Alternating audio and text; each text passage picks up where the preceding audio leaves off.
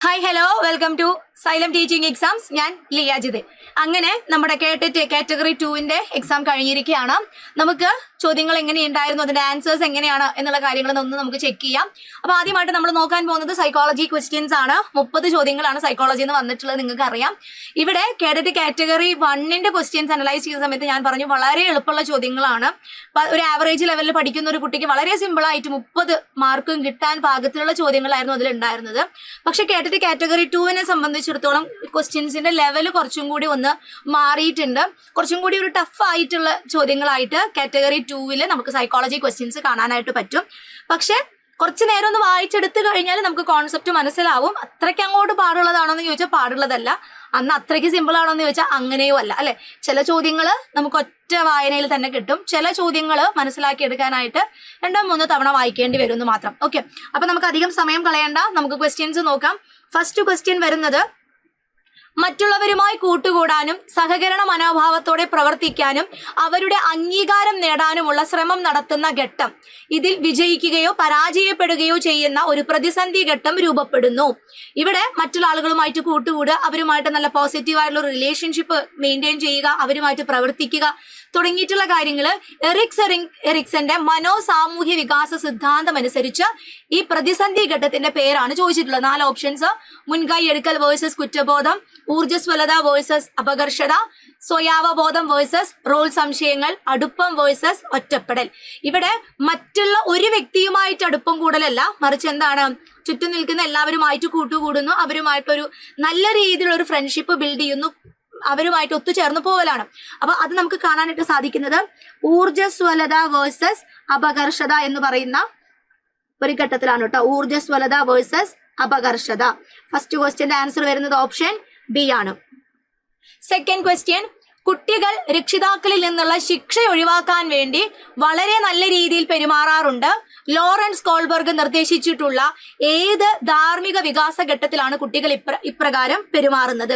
ശിക്ഷയെ ഭയന്നുകൊണ്ട് കുട്ടികൾ അനുസരിക്കുന്ന ഏത് ഘട്ടത്തിലാണ്?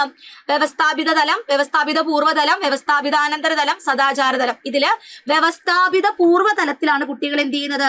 മാതാപിതാക്കൾ തരുന്ന ശിക്ഷയെ പേടിച്ചുകൊണ്ട് അനുസരിക്കുന്നത്. Okay, option B, pre conventional level. ഇനി തേർഡ് ക്വസ്റ്റ്യൻ, തേർഡ് ക്വസ്റ്റ്യൻ ആണ്, മിഫെന 6ാം ക്ലാസ്സിൽ പഠിക്കുന്നു. കമ്പ്യൂട്ടർ ഗ്രാഫിക്സിലും ചിത്രരചനയിലും അവൾക്ക് അതീവ സാമർഥ്യമുണ്ട്. ഇതിനെ ഏത് തരത്തിലുള്ള ബുദ്ധിയുമായി ബന്ധപ്പെടുത്താൻ സാധിക്കും? ഗ്രാഫിക്സ് തയ്യാറാക്കുക, അതേപോലെ തന്നെ ചിത്രം വരയ്ക്കുക, ഇങ്ങനെയുള്ള കാര്യങ്ങൾ ഏത് ബുദ്ധിയുമായിട്ട് ബന്ധപ്പെട്ട് വരുന്നതാണ്? ശാരീരിക ചലനപര ബുദ്ധി, ദൃശ്യസ്ഥലപര ബുദ്ധി, പ്രകൃതിപര ബുദ്ധി, യുക്തിഗണിതപര ബുദ്ധി. ഇവിടെ ആൻസർ വരുന്നത് ഏതാണ്? ദൃശ്യ സ്ഥലപര ബുദ്ധി. ആൻസർ വരുന്നത് ഓപ്ഷൻ ബി ആണ്. 3ാമത്തെ ക്വസ്റ്റ്യന്റെ ആൻസർ ഓപ്ഷൻ ബി. 4ാമത്തെ ചോദ്യം, അഭിപ്രേരണയുമായി ബന്ധപ്പെട്ട ചില ആവശ്യ പ്രസ്താവനകൾ ചുവടെ കൊടുക്കുന്നു. 4 സ്റ്റേറ്റ്മെന്റ് ആണ്. സാമൂഹ്യമായ അംഗീകാരം, അധികാരത്തോടുള്ള ആഗ്രഹം, സുരക്ഷിതത്വത്തിനുള്ള ആഗ്രഹം, വിജയിക്കാനുള്ള ആഗ്രഹം. ഡേവിഡ് മെക്ലെലന്റെ അഭിപ്രേരണ സിദ്ധാന്തവുമായി ബന്ധപ്പെടുത്തി ചുവടെ കൊടുത്തിരിക്കുന്നവയിൽ ശരി ഏതാണ്? ഇതിലേതൊക്കെയാണ് നമ്മുടെ മെക്ലെലൻഡ് പറയുന്ന അഭിപ്രേരണയുമായി ബന്ധപ്പെട്ട് വരുന്ന സ്റ്റേറ്റ്മെന്റ്? ഏതാണ് വരുന്നത്? നമുക്കറിയാം, need for affiliation, need for power, need for achievement, അല്ലെ? ഇങ്ങനെ 3 എണ്ണമാണ് ആര് പറയുന്നത്? മെക്ലെലൻഡ് പറഞ്ഞിട്ടുള്ളത്. അപ്പൊ ഇതില് ശരിയായിട്ടുള്ള പ്രസ്താവന എന്ന് പറയുമ്പോൾ 1, അതേപോലെ തന്നെ 2 കറക്റ്റ് ആണ്, 4ാമത്തേതും കറക്റ്റ് ആണ്, കൂട്ടത്തിൽ പെടാത്തത് 3 ആണ്. സോ ആൻസർ വരുന്നത് ഓപ്ഷൻ സി ആണ്. 1, 2, 4. 5ാമത്തെ ക്വസ്റ്റ്യൻ, താഴെ പറയുന്നവയിൽ ഡേവിഡ് പോൾ ഒസുബലിന്റെയും ജെറോം എസ് ബ്രൂണറുടെയും പഠന സിദ്ധാന്തങ്ങളിൽ പൊതുവായുള്ളത്? നമുക്ക് ഒസുബലിന്റെയും ബ്രൂണറുടെയും തിയറിയിൽ പൊതുവായിട്ട് കാണാൻ പറ്റുന്ന കാര്യങ്ങൾ എന്തൊക്കെയാണ്? 2ഉം ജ്ഞാനാർജനം ലക്ഷ്യമിടുന്നു, 2ഉം കണ്ടെത്തൽ പഠനം നിർദ്ദേശിക്കുന്നു, 2ഉം സ്വീകരണ പഠനം നിർദ്ദേശിക്കുന്നു, 2ഉം കാണാതെയുള്ള പഠനം പ്രോത്സാഹിപ്പിക്കുന്നു. ഇവിടെ നമുക്കറിയാം, ഒരാൾ പറഞ്ഞിട്ടുള്ളത് കണ്ടെത്തൽ പഠനമാണ്. ഇവിടെ നമുക്ക് ഒസുബലിന്റെ കോൺസെപ്റ്റിലോട്ട് വരുമ്പോൾ അവിടെ അങ്ങനെയല്ല, കുറച്ച് സ്വീകരണ പഠനത്തെ കുറിച്ചാണ് പറയുന്നത്. പക്ഷെ 2ലും പൊതുവായിട്ട് നമുക്ക് കാണാൻ പറ്റുന്നത് എന്താണ്? ഓപ്ഷൻ എ ആണ്, അല്ലെ?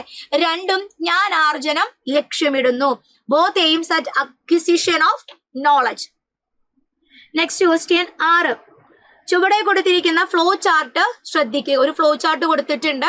പുതിയ അറിവ്, സ്വാംശീകരണം, നിലവിലുള്ള അറിവിന്റെ വൈജ്ഞാനിക ഘടന ചേർക്കപ്പെടുന്നു എന്നുള്ള രീതിയിലാണ് ആ ചിത്രം കൊടുത്തിട്ടുള്ളത്.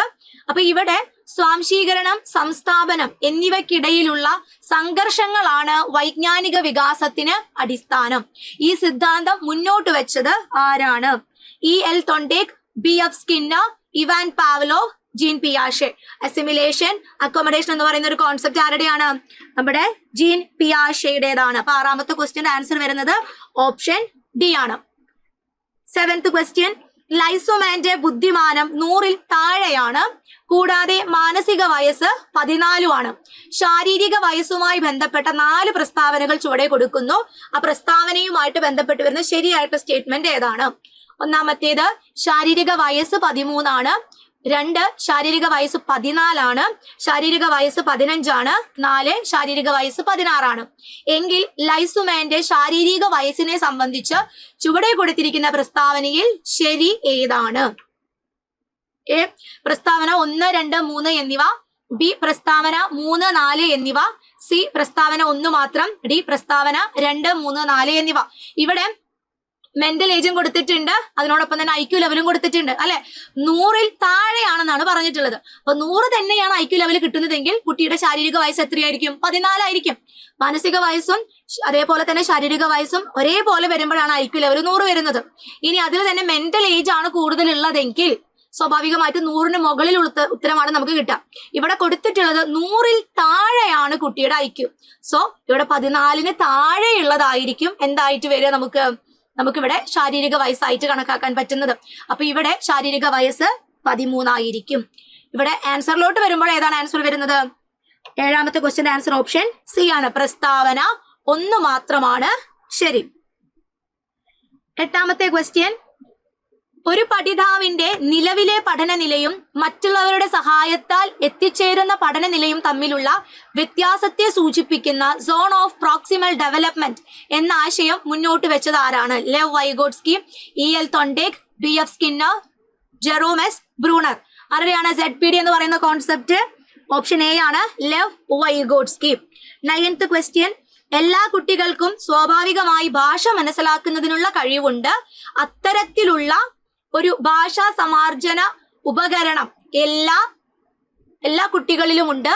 ഇതിനെ സാർവലൗകിക ഭാഷാ വ്യാകരണം എന്ന് വിശദീകരിക്കാവുന്നതാണ്. ആരുടേതാണ് ഈ ആശയം? Jerome S Bruner, JB Watson, Noam Chomsky, Erik Erikson. ആരുടേതാണ് ഈ കോൺസെപ്റ്റ്? നോം ചോംസ്കി അല്ലെ. 9th ക്വസ്റ്റ്യന്റെ ആൻസർ വരുന്നത് ഓപ്ഷൻ സി ആണ്. 10ാമത്തെ ചോദ്യം, അധ്യാപന പഠന പ്രക്രിയയിൽ ഉപയോഗിക്കുന്ന ചില രീതികൾ ചുവടെ കൊടുക്കുന്നു. കുട്ടികളിൽ വിമർശനാത്മക ചിന്ത പരിപോഷിപ്പിക്കുന്നതിന് തികച്ചും അനുയോജ്യമല്ലാത്ത രീതി ഇതിലെ ഏതാണ്? ഭാഷണ രീതി, ബ്രെയിൻ സ്റ്റോമിംഗ്, ചർച്ച, സംവാദം. അനുയോജ്യമല്ലാത്ത രീതി എന്ന് പറയുന്നത് ലെക്ചർ മെത്തേഡ് ആണ്, ഭാഷണ രീതി. ക്വസ്റ്റ്യൻ നമ്പർ 11, ജ്ഞാനനിർമ്മിതി സമീപനം പിന്തുടരുന്ന ഒരു ടീച്ചർ എന്ന നിലയ്ക്ക് കുട്ടികളുടെ ഭാഗത്ത് നിന്ന് ഉണ്ടാകണമെന്ന് പ്രതീക്ഷിക്കുന്ന ഏറ്റവും സുപ്രധാന ഗുണം ഏതാണ്? അച്ചടക്കം, അനുസരണ, ക്രിയാത്മക വ്യക്തിഗത ചിന്ത, കഠിനാധ്വാനം. കുട്ടികളുടെ ഭാഗത്തു നിന്നും ഉണ്ടാവണമെന്ന് നമ്മൾ ആഗ്രഹിക്കുന്നത് ഏതാണ്? ക്രിയാത്മക വ്യക്തിഗത ചിന്ത. ഓപ്ഷൻ സി ആണ് കറക്റ്റ് ആൻസർ. 12ാമത്തെ ചോദ്യം, വളർച്ചയുമായി ബന്ധപ്പെടുത്തി 4 പ്രസ്താവനകൾ ചുവടെ കൊടുക്കുന്നു. ഒന്നാമത്തേത്, വളർച്ച പലപ്പോഴും പഠനത്തെയും പരിപക്വനത്തെയും സ്വാധീനിക്കുന്നു. 2, വളർച്ചയിലൂടെ വികാസം ഉണ്ടാകുകയോ ഉണ്ടാകാതിരിക്കുകയോ ചെയ്യാം. 3, വളർച്ച ജനനം മുതൽ മരണം വരെയുള്ള നിരന്തര പ്രക്രിയയാണ്. 4, വളർച്ച ഗുണാത്മകമായ ഒരു മാറ്റമാണ്. ഇതിൽ ഏതൊക്കെയാണ് വളർച്ചയുമായി ബന്ധപ്പെട്ട് വരുന്ന ശരിയായിട്ടുള്ള സ്റ്റേറ്റ്മെന്റ് ഏതൊക്കെയാണ്? ഓപ്ഷൻ സി ആണ് കറക്റ്റ് അല്ലെ. പ്രസ്താവന 1 അതേപോലെ തന്നെ 2 കറക്റ്റ്. ഓക്കെ, വളർച്ച ജനനം മുതൽ മരണം വരെ സംഭവിക്കില്ല, അത് ഡെവലപ്മെന്റ് ആണ്. വളർച്ച എന്ന് പറയുന്നത് ഗുണാത്മകമല്ല, പാരിമാണികമാണ്, ക്വാണ്ടിറ്റേറ്റീവ് കോൺസെപ്റ്റ് ആണ്. അത് രണ്ടും തെറ്റാണ്. പ്രസ്താവന 1, 2 ഇവിടെ കറക്റ്റ് ആയിട്ട് വരുന്നത്.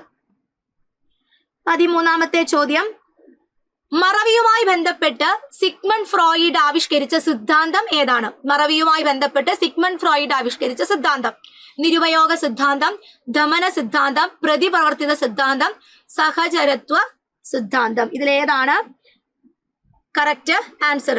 നമ്മൾ പറഞ്ഞതാണ്, നമ്മൾ ഡിഫൻസ് മെക്കാനിസം നോക്കുന്ന സമയത്തും അതേപോലെ തന്നെ മറവിയുമായി ബന്ധപ്പെട്ടുള്ള തിയറീസ് പഠിക്കുന്ന സമയത്തും പറഞ്ഞതാണ്. സിഗ്മണ്ട് ഫ്രോയിഡിന്റെ തിയറി അനുസരിച്ച് വന്നിട്ടുള്ളതാണ് ദമന സിദ്ധാന്തം, തിയറി ഓഫ് റിപ്രഷൻ. നമുക്ക് പെയിൻഫുൾ ആയിട്ടുള്ള കാര്യങ്ങൾ വേഗം എന്ത് ചെയ്യപ്പെടുന്നുണ്ട്, നമ്മൾ മറന്നുപോകും, അത് നമ്മുടെ അൺകോൺഷ്യസ് മൈൻഡിലോട്ട് പോകുന്നുണ്ട് എന്നുള്ളൊരു കോൺസെപ്റ്റ്. അപ്പൊ 13ാമത്തെ ക്വസ്റ്റ്യൻ ആൻസർ വരുന്നത് ഓപ്ഷൻ ബി ആണ്. ക്വസ്റ്റ്യൻ നമ്പർ 14 കുറച്ച് വലിയൊരു ചോദ്യമാണ്. ഇവിടെ കേരളത്തിലെ പൊതുവിദ്യാഭ്യാസ വകുപ്പ് ആത്യന്തിക വിലയിരുത്തലുമായി ബന്ധപ്പെട്ട് സ്കൂൾ തലത്തിൽ 2025-26 അധ്യയന വർഷം മുതൽ നടപ്പിലാക്കിയ പരിഷ്കാരം ഏതാണെന്നാണ് ചോദിച്ചിട്ടുള്ളത്. വളരെ റീസെന്റ് ആയിട്ടുള്ള ഒരു കാര്യമാണിത്. ഓപ്ഷൻ എ, തൊട്ടടുത്ത ക്ലാസ്സിലേക്കുള്ള ക്ലാസ് കയറ്റത്തിന് ഓരോ വിഷയത്തിലും പ്രത്യേകമായി ആത്യന്തിക വിലയിരുത്തലുമായി ബന്ധപ്പെട്ട പരീക്ഷയ്ക്ക് മിനിമം 30% സ്കോറെങ്കിലും നേടിയിരിക്കണം. ബി, തൊട്ടടുത്ത ക്ലാസ്സിലേക്കുള്ള ക്ലാസ് കയറ്റത്തിന് ഓരോ വിഷയത്തിലും പ്രത്യേകമായി ആത്യന്തിക വിലയിരുത്തലുമായി ബന്ധപ്പെട്ട പരീക്ഷയ്ക്ക് മിനിമം 33% സ്കോറെങ്കിലും നേടിയിരിക്കണം. സി, തൊട്ടടുത്ത ക്ലാസ്സിലേക്കുള്ള ക്ലാസ് കയറ്റത്തിന് ഭാഷാ വിഷയങ്ങൾക്ക് ആത്യന്തിക വിലയിരുത്തലുമായി ബന്ധപ്പെട്ട പരീക്ഷയ്ക്ക് മിനിമം 30% സ്കോറെങ്കിലും നേടിയിരിക്കണം. ഡി, തൊട്ടടുത്ത ക്ലാസ്സിലേക്കുള്ള ക്ലാസ് കയറ്റത്തിന് സാമൂഹ്യശാസ്ത്രം, സയൻസ്, ഗണിതം തുടങ്ങിയ കോർ വിഷയങ്ങൾക്ക് ആത്യന്തിക വിലയിരുത്തലുമായി ബന്ധപ്പെട്ട പരീക്ഷയ്ക്ക് മിനിമം 30% സ്കോറെങ്കിലും നേടിയിട്ടുണ്ടായിരിക്കണം. ഇതിലെ കറക്റ്റ് ആൻസർ എന്ന് പറയുന്നത് ഓപ്ഷൻ ബി ആണ് കേട്ടോ. കറക്റ്റ് ആൻസർ എന്ന് പറയുന്നത് ഓപ്ഷൻ ബി ആണ്. തൊട്ടടുത്ത ക്ലാസ്സിലേക്കുള്ള ക്ലാസ് കയറ്റത്തിന് ഓരോ വിഷയത്തിലും പ്രത്യേകമായി ആത്യന്തിക വിലയിരുത്തലുമായി ബന്ധപ്പെട്ട പരീക്ഷയ്ക്ക് അറ്റ്ലീസ്റ്റ് എത്ര പെർസെന്റേജ് കിട്ടിയിട്ടുണ്ടായിരിക്കണം? 33% എങ്കിലും കിട്ടിയിട്ടുണ്ടായിരിക്കണം.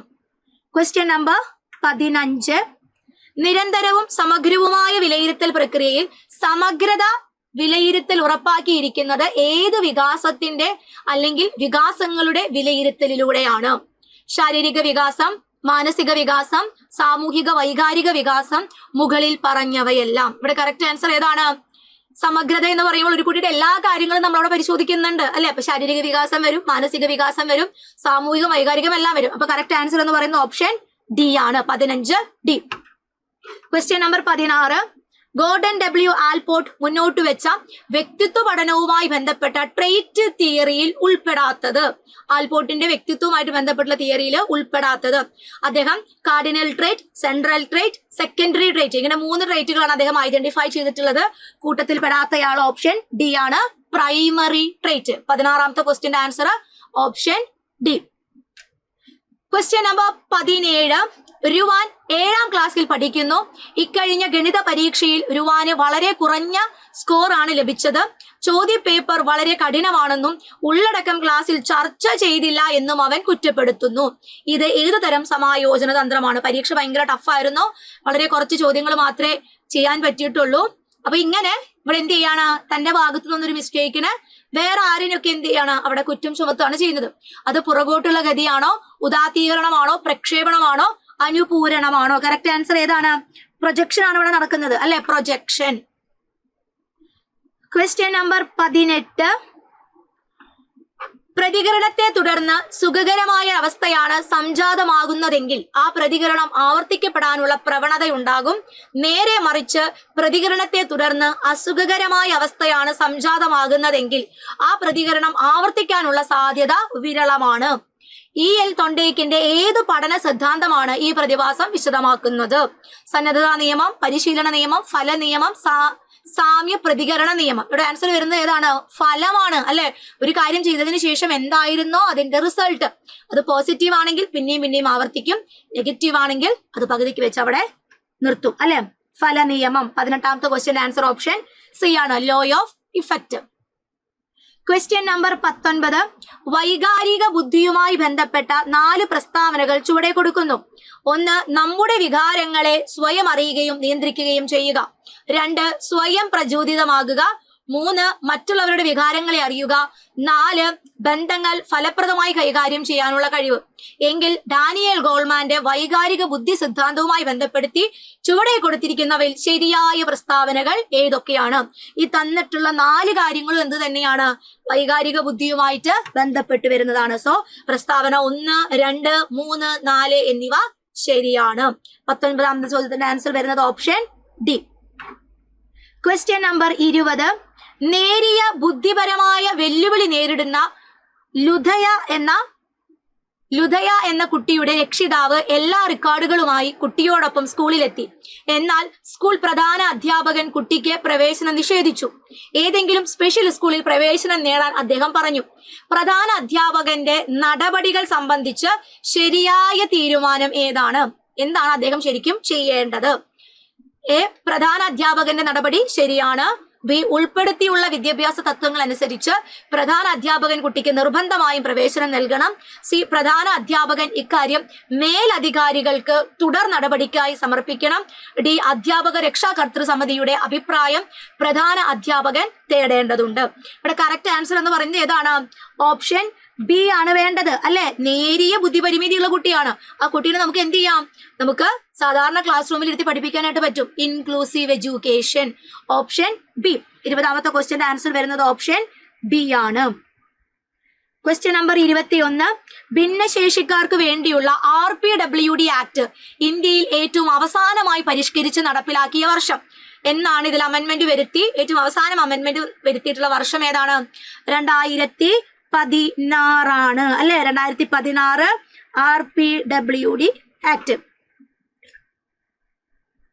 Question number 22.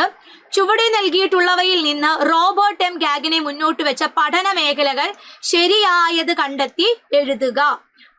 നമ്മുടെ ഗാഗിനയുടെ ശരിയായിട്ടുള്ള പഠന മേഖലകൾ ഏതൊക്കെയാണ്? Option A. വാചികമായ അറിവ്, ശാരീരിക നൈപുണി, മാനസിക നൈപുണി, വൈകാരിക നൈപുണി, മനോഭാവ നൈപുണി. ബി. വാചികമായ അറിവ്, വൈജ്ഞാനികമായ തന്ത്രങ്ങൾ, ചാലക നൈപുണികൾ, മനോഭാവ രൂപീകരണം, ഭൗതിക ശേഷി വികാസം. സി. ശാരീരിക നൈപുണി, വൈജ്ഞാനിക തന്ത്രങ്ങൾ, മനോഭാവ രൂപീകരണം, വൈകാരിക നൈപുണി, വാചികമായ അറിവ്. ഡി. ശാരീരിക നൈപുണി, മാനസിക നൈപുണി, മനോഭാവ രൂപീകരണം, വൈകാരിക നൈപുണി, വാചികമായ അറിവ്. ഇതിലെ 5 മേഖലകളെ പറ്റിയിട്ടാണ് ഗാഗനെ പറഞ്ഞിട്ടുള്ളത്. അതിന്റെ കറക്റ്റ് ആൻസർ എന്ന് പറയുന്നത് ഓപ്ഷൻ ബി ആണ്. വാചികമായ അറിവ്, വൈജ്ഞാനികമായ തന്ത്രങ്ങൾ, ചാലക നൈപുണികൾ, മനോഭാവ രൂപീകരണം, ഭൗതിക ശേഷി വികാസം. Question number 23. വായനാ വൈകല്യം നേരിടുന്ന ഒരു കുട്ടിക്ക് സ്വയം തിരുത്തലിനായി ചുവടെ കൊടുത്തിരിക്കുന്നവയിൽ ഏത് ഉപയോഗിക്കാൻ സാധിക്കും? വായനാ വൈകല്യം നേരിടുന്ന ഒരു കുട്ടിയാണ്. ആ കുട്ടിക്ക് ഏറ്റവും അനുയോജ്യമായിട്ടുള്ളത് ഏതാണ്? ടേപ്പ് റെക്കോർഡുകൾ, ഫ്ലാഷ് കാർഡുകൾ, മാച്ചിങ് കാർഡുകൾ, പദപ്രശ്നം. അനുയോജ്യമായിട്ടുള്ളത് ടേപ്പ് റെക്കോർഡുകളാണ്. Question number 24. വിദ്യാർത്ഥികൾക്ക് വ്യക്തമായ ആശയധാരണ കൈവരിക്കാനായി ടീച്ചർ ധാരാളം മാതൃകകൾ ഉപയോഗിക്കുന്നു. ഈ മാതൃകകളിലൂടെ നിരീക്ഷിക്കാനും തിരിച്ചറിയാനും ആശയ രൂപീകരണത്തിനും അവസരമൊരുങ്ങുന്നു. ഈ പഠന സിദ്ധാന്തം മുന്നോട്ട് വെച്ചത് മോഡലുകളാണ് കൊടുക്കുന്നത്. ആ മോഡലുകൾ നിരീക്ഷിച്ചിട്ടാണ് കുട്ടികൾ എന്ത് ചെയ്യുന്നത്? ആശയങ്ങള് മനസ്സിലാക്കുന്നത്. അപ്പോൾ Ivan Pavlov, Lev Vygotsky, Albert Bandura, David Ausubel. Modelling, observational എന്നുള്ള കാര്യങ്ങൾ കണക്ട് ചെയ്യാൻ പറ്റുന്നുണ്ടെങ്കിൽ ഇവിടെ നമുക്ക് ആൻസർ കിട്ടും. ഏതാണ്? ഓപ്ഷൻ സി ആണ്, ആൽബർട്ട് ബന്ദൂര. Question number 25. ഒരു സ്കൂളിലെ 6ാം ക്ലാസ്സിലെ ക്ലാസ് അധ്യാപികയായ അഞ്ജലി ടീച്ചർ പറഞ്ഞു, ഈ വർഷം പെൺകുട്ടികൾക്ക് മാത്രമേ ക്ലാസ് ലീഡർ ആകാൻ അവസരമുള്ളൂ. ഇത് എന്തിനെ സൂചിപ്പിക്കുന്നു? ലിംഗസമത്വം, ലിംഗപക്ഷപാതം, ജനാധിപത്യ ലംഘനം, ടീച്ചർക്ക് പെൺകുട്ടികളോടുള്ള സ്നേഹം. ഇവിടെ വരുന്നത് എന്താണ്? ലിംഗപക്ഷപാതമാണ്, ജെൻഡർ ബയാസ്.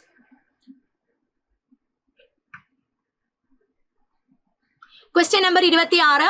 ഒരു നല്ല ശോധകത്തിന് വേണ്ട പൂർണ്ണ സവിശേഷതകൾ ഏതൊക്കെയാണ്? ഒരു നല്ല ശോധകത്തിന് വേണ്ട പൂർണ്ണ സവിശേഷതകൾ. എ. വസ്തുനിഷ്ഠതയും വിശ്വാസ്യതയും. ബി. സാധുതയും വിശ്വാസ്യതയും. സി. വിശ്വാസ്യതയും പ്രായോഗികതയും. ഡി. വസ്തുനിഷ്ഠത, വിശ്വാസ്യത, സാധുത, പ്രായോഗികത. അപ്പൊ പൂർണ്ണമായിട്ടുള്ള സവിശേഷതകളാണ് ചോദിച്ചിട്ടുള്ളത്. So answer is D. 26ാമത്തെ ക്വസ്റ്റ്യന്റെ ആൻസർ വരുന്നത് ഓപ്ഷൻ ഡി ആണ്. Question number 27. ചുവടെ കൊടുത്തിരിക്കുന്നവയിൽ എക്സെപ്ഷണൽ വിഭാഗത്തിൽ ഉൾപ്പെടാത്ത കുട്ടികൾ ഏതാണ്? എക്സെപ്ഷണൽ കാറ്റഗറിയിൽ വരാത്ത കുട്ടികൾ: ബുദ്ധിപരമായ പരിമിതി നേരിടുന്ന കുട്ടികൾ, മന്ന പഠിതാക്കൾ, പൊണ്ണത്തടിയുള്ള കുട്ടികൾ, പ്രതിഭാധനരായ കുട്ടികൾ. അപ്പൊ എക്സെപ്ഷണൽ കാറ്റഗറിയിൽ വരാത്തത് ആരാണ്? പൊണ്ണത്തടിയുള്ള കുട്ടികൾ. 27ാമത്തെ ക്വസ്റ്റ്യന്റെ ആൻസർ ഓപ്ഷൻ സി ആണ്. Question number 28. തന്റെ ക്ലാസ്സിലെ കുട്ടികളുടെ സാമൂഹ്യ ബന്ധം വിലയിരുത്താൻ നിസുത ടീച്ചർ തീരുമാനിച്ചു. ചുവടെ കൊടുത്തിരിക്കുന്നവയിൽ ഏത് രീതിയാണ് ഇതിന് ഏറ്റവും അനുയോജ്യമായത്? സാമൂഹ്യ ബന്ധം തിരിച്ചറിയാനാണ് ഏതാണ് അനുയോജ്യം? നിരീക്ഷണം, അഭിമുഖം, ചോദ്യാവലി, സോഷ്യോമെട്രി. അനുയോജ്യമായിട്ടുള്ളത് സോഷ്യോമെട്രി ആണ്. Question number 29. ചുവടെ കൊടുത്തിരിക്കുന്നവയിൽ സർഗാത്മകതയുടെ സവിശേഷത അല്ലാത്തത്. സർഗാത്മകതയുടെ സവിശേഷത അല്ലാത്തത്: വഴക്കം, മൗലികത, വാചാലത, അയവില്ലായ്മ. അയവുള്ളതാണ് ഏതിന്റെ പ്രത്യേകതയായിട്ട് വരുന്നത്? ക്രിയേറ്റിവിറ്റിയുടെ പ്രത്യേകതയായിട്ട് വരുന്നത് അല്ലെ. റിജിഡിറ്റി എന്നുള്ളത് എന്തല്ല? ക്രിയേറ്റിവിറ്റിയുമായിട്ട് ബന്ധപ്പെട്ട് വരുന്ന കോൺസെപ്റ്റ് അല്ല. സോ ആൻസർ വരുന്നത് ഓപ്ഷൻ ഡി ആണ്. The last question 30. സ്റ്റേൺബർഗിന്റെ വിവര വിശകലന സിദ്ധാന്ത പ്രകാരം വിവര വിശകലനത്തിന്റെ ആന്തരിക ലോകം പ്രവർത്തിക്കുന്നത് പരസ്പര ബന്ധിതമായ 3 വ്യത്യസ്ത ഘടകങ്ങളെ അടിസ്ഥാനപ്പെടുത്തിയാണ്. അവയിൽ ഏറ്റവും ശരിയായത് ചുവടെയുള്ളവയിൽ നിന്ന് തെരഞ്ഞെടുത്തെഴുതുക. ഓപ്ഷൻ എ അറിവ് നേടൽ ഘടകം, പ്രകടന ഘടകം, അതീത ഘടകം. ബി അറിവ് നേടൽ ഘടകം, പ്രകടന ഘടകം, സംവേദന വേഗ ഘടകം. സി അറിവ് നേടൽ ഘടകം, പ്രശ്ന നിർദ്ധാരണ ഘടകം, സംവേദന വേഗ ഘടകം. ഡി അറിവ് നേടൽ ഘടകം, പ്രകടന ഘടകം, വിലയിരുത്തൽ ഘടകം. അപ്പൊ ഇതിലേതാണ് പരസ്പര ബന്ധിതമായിട്ടുള്ള 3 ഘടകങ്ങൾ? കറക്റ്റ് ആൻസർ എന്ന് പറയുന്നത് ഓപ്ഷൻ എ ആണ്. അറിവ് നേടൽ ഘടകം, പ്രകടന ഘടകം, അതീത ഘടകം. Knowledge acquisition component, performance component and meta component. Option A ആണ് കറക്റ്റ് ആൻസർ. ഓക്കെ, അപ്പൊ ഇങ്ങനെ 30 ചോദ്യങ്ങളാണ് നമുക്ക് കേട്ടറ്റ് കാറ്റഗറി 2 ഉണ്ടായിരുന്നത്. ഇതിലെ കോഡ് ഞാനിവിടെ മെൻഷൻ ചെയ്യുന്നില്ല, കാരണം നിങ്ങളുടെ കയ്യിൽ എല്ലാവരുടെയും വ്യത്യസ്തമായിട്ടുള്ള കോഡുകളായിരിക്കും ഇരിക്കുന്നത്. അപ്പൊ അതുകൊണ്ട് നിങ്ങൾ എന്ത് ചെയ്യാം? ആൻസേഴ്സ് നോക്കുമ്പോൾ നിങ്ങൾ നിങ്ങളുടെ ചോദ്യങ്ങൾ കണ്ടൊന്ന് മനസ്സിലാക്കി ആൻസർ മാർക്ക് ചെയ്യുക. ഓക്കെ, ഒരു ഇച്ചിരി ആപ്ലിക്കേഷൻ ലെവൽ ക്വസ്റ്റ്യൻസ് ഉണ്ടായിരുന്നു. ഒരു 5 ചോദ്യങ്ങളൊക്കെ മാത്രമേ നമുക്ക് തെറ്റിക്കേണ്ടതായിട്ടുള്ളൂ. ബാക്കിയുള്ളതൊക്കെ നമ്മൾ പല പല ക്ലാസ്സുകളിലായിട്ട് വീഡിയോസിലായിട്ട് ഡിസ്കസ് ചെയ്തുള്ളത് തന്നെയാണ്. അപ്പോൾ എല്ലാവരും എന്ത് ചെയ്യുക? എന്തായാലും എക്സാമും കാര്യങ്ങളൊക്കെ കഴിഞ്ഞു. കൂളായിട്ടിരുന്നെങ്കിൽ എനിക്ക് എത്ര മാർക്ക് കിട്ടാൻ സാധ്യതയുണ്ട് എന്നുള്ള കാര്യങ്ങളൊക്കെ ഒന്ന് ജസ്റ്റ് മനസ്സിലാക്കി വെക്കുക. ഇത് ഫൈനൽ ആയിട്ടുള്ള ഒരു കീ അല്ല. ഓക്കെ, ഇത് നമ്മുടെ പരീക്ഷാ ഭവൻ പറഞ്ഞിട്ടുള്ള ആൻസർ കീ അല്ല. നമ്മൾ എന്ത് ചെയ്തിട്ടുള്ളതാണ്? അനലൈസ് ചെയ്തിട്ടുള്ളതാണ്. പരീക്ഷാ ഭവന്റെ കീ വരുമ്പോൾ ഇതിൽ ചെറിയ ചെറിയ മാറ്റങ്ങളൊക്കെ സംഭവിക്കാൻ സാധ്യതയുണ്ട്. അപ്പോൾ അതെന്ത് ചെയ്യുക? അതൊന്നും നിങ്ങളുടെ മനസ്സിൽ കാണുക. ഓക്കെ, അപ്പൊ നമുക്ക് അടുത്ത വീഡിയോസുമായിട്ട് വീണ്ടും കാണാം. Thank you.